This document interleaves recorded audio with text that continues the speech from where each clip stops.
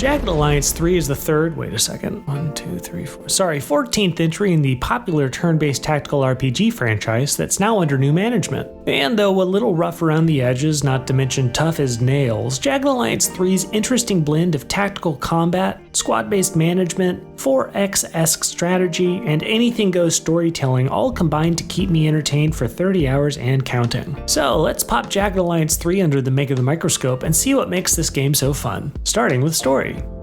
As the game's brief text-based prologue cautions, Jagged Alliance 3 isn't here to win any PC awards. Well, I guess it is here to win PC award, like Windows, but not politically correct. Shut up, you get it. With this in mind, welcome to Grand Chien, a pseudo-African nation / blood diamond extravaganza that's been overthrown by a rogue paramilitary force known as the Legion. Now desperate and hunted by the Legion herself, the president's daughter reaches out to you, the Adonis Corporation, to track down her kidnapped dad using your eclectic roster of mercenaries, 40 to be precise. Each with their own particular set of skills, backstory, and well voice acted if intentionally cheesy dialogue. I owe you my life.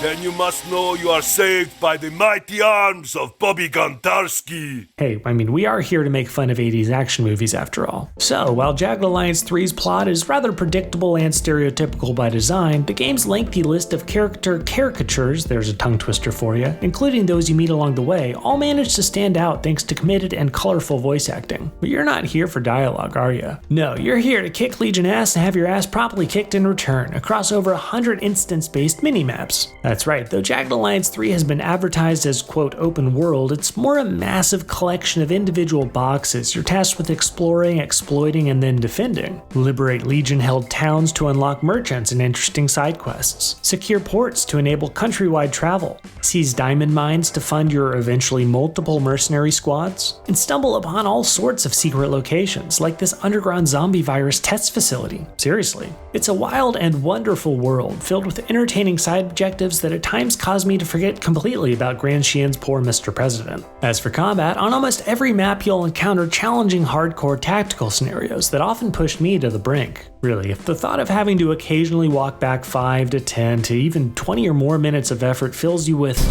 rage, then Jagged Alliance 3 may not be your cup of tea. This is a game of trial and error, and goodness will you err often, thanks in part to a surprising lack of probability of success percentages that this genre is known for. Now, as a cautious number nerd myself, I was intrinsically disposed to dislike this design decision. Pluses and minuses, how do I exploit that? But it helped to learn that the team behind Jagged Alliance 3 believes the franchise has always been about, quote, responding to unpredictable and chaotic combat situations, and an overabundance of information may cause players to be too cautious and calculating. Never tell me the odds. Hey, guilty as charged. Though while I agree with this premise in theory, in practice I ended up getting too attached to my mercs and save scumming whenever one died rather than hiring or creating a new one. Regardless, the game auto-saves your last 3 turns, though it can sometimes take longer than that to realize just how screwed you really are, so make use of that manual save option at your discretion. In between each intense combat encounter, you'll need to heal your squad, repair and craft their items, manage merc contracts, upgrade abilities, and just generally counter the Legion's efforts by, for example, intercepting their diamond shipments. You're allowed to auto-resolve certain conflicts too, and both this feature and the in-game AI seem adequately balanced. Speaking of balance, while I went in expecting a heaping helping of AA Eurojank, I'm happy to report that I encountered no significant bugs or crashes during my playthrough, and only infrequent framerate lag on highest settings. The end result is a solid and satisfying gameplay experience that I just couldn't put down.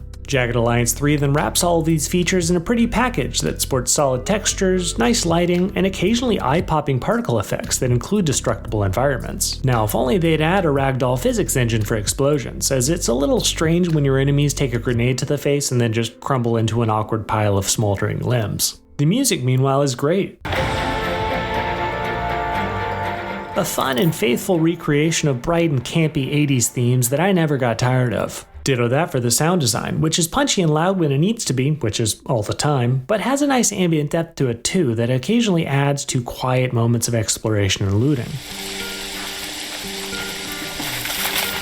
Jagged Alliance 3 launches on July 14th for $45 and should net folks around 50 hours of fun. When you add in co-op campaign multiplayer and built-in mod support, that's some impressive value. So, after averaging up our micrometrics, Jagged Alliance 3 gets a strong aggregate megascore of 3.92 out of 5, and I highly recommend it to both fans of the franchise and genre, not to mention anyone else eager for a turn-based challenge.